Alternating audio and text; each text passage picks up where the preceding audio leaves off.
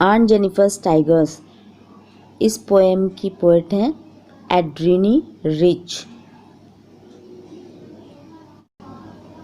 आइए देखते हैं इस पोएम का थीम क्या है। The poem aunt Jennifer's tigers addresses the constants of married life a woman experiences.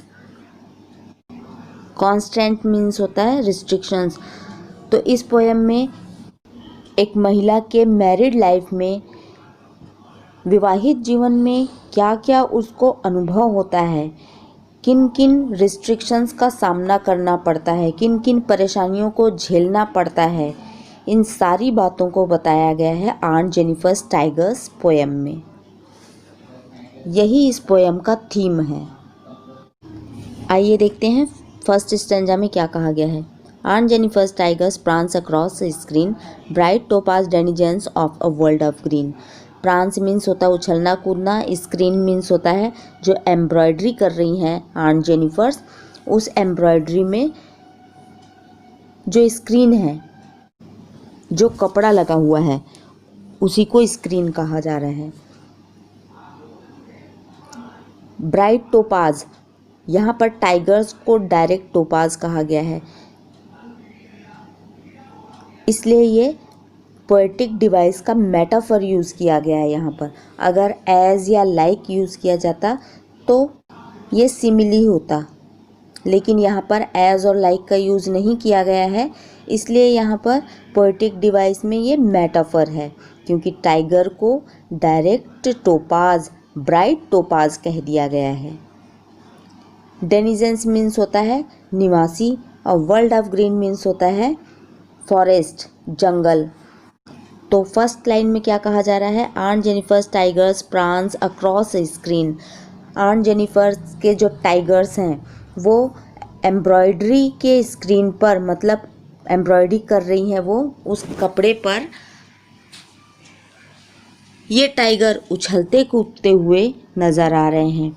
Bright topaz, tigers को ही टोपाज कहा गया है, ब्राइट टोपाज कहा गया है।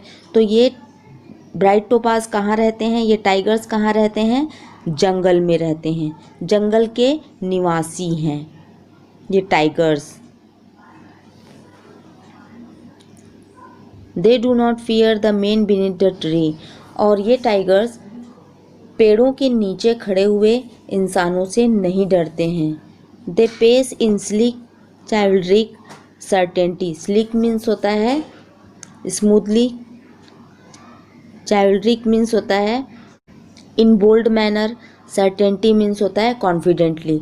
तो ये टाइगर्स बहुत ही स्मूथली, इन बोल्ड मैनर और कॉन्फिडेंटली चल रहे हैं, उछल रहे हैं, कूद रहे हैं स्क्रीन पर।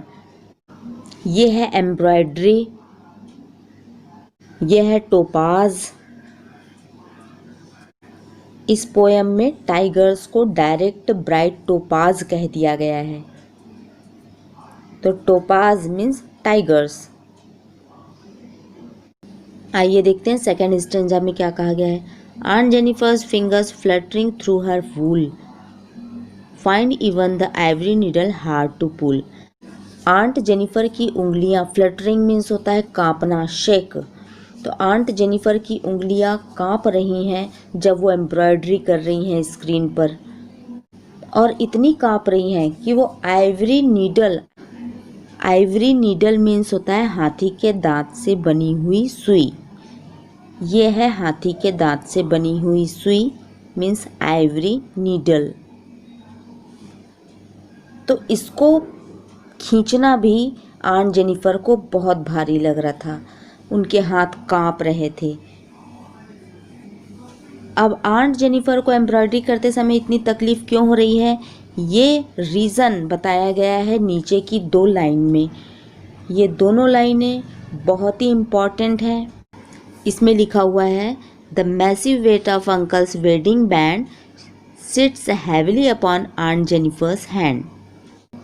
अंकल ने आंट को जो वेडिंग बैंड हाथ में बांधा हुआ था वो अब भी आंट जेनिफर की हाथों में है, और अंकल ने आंट को जो वेडिंग बैंड बांधा था ये इनको एक मैसिव वेट लग रहा है, बहुत भारी वज़न लग रहा है ये, क्योंकि अंकल और आंट दोनों के बीच में काफ़ी डिस्टेंस बढ़ गया है, बहुत दूरियां आ चुकी हैं, क्योंकि अंकल ने आंट को इतना टॉर्चर किया है, इतना परेशान किया है, जिसकी वजह से वो इस वेडिंग बैंड को गिफ्ट न समझ करके एक मैसिव वेट समझ रही हैं। और अभी भी इस लाइन में लिखा हुआ है अंकल्स वेडिंग बैंड, अंकल का वेडिंग बैंड। इन्होंने इसको अभी तक अपना नहीं माना है, इस वेडिंग बैंड को अभी भी अंकल का वेडिंग बैंड कहा जा रहा है। इससे पता चलता है कि अंकल और आंट दोनों के बीच में काफ़ी दूरियां थी और ये वेडिंग बैंड अभी भी उनके हाथों में है। आइए देखते हैं थर्ड स्टैंजा में क्या कहा जा रहा है। When aunt is dead, her terrified hand still ringed with ordeals she was mastered by। Generally क्या होता है, जब इंसान मर जाता है तो वो सारे दुखों से, सारी परेशानियों से मुक्त हो जाता है, लेकिन यहाँ पर क्या कहा जा रहा है कि When aunt is dead, her terrified hands will lie। जब आंट मरेंगी, जब आंट मर जाएंगी, तब क्या होगा, तब भी उनके हाथ डर से, भय से कांपते रहेंगे। स्टिल रिंग्ड विद ऑर्डियल्स, ऑर्डियल्स मीन्स होता है अग्नि परीक्षा। वो सारी डिफ़िकल्टीज़ जो इन्होंने अपने जीवन में झेली हैं, शी वॉज मास्टर्ड बाय, किसके द्वारा दी गई, अंकल के द्वारा दी गई। अंकल के द्वारा दी गई सारी परेशानियाँ, वो सारे टॉर्चर, वो सारी दिक्कतें अभी भी आंट जेनिफर के साथ में ही रहेंगी। जब वो मर जाएंगी तब भी उनके साथ में ही रहेंगी, इनसे उनको मुक्ति नहीं मिलेगी। The tigers in the panel that she made will go on prancing proud and unafraid।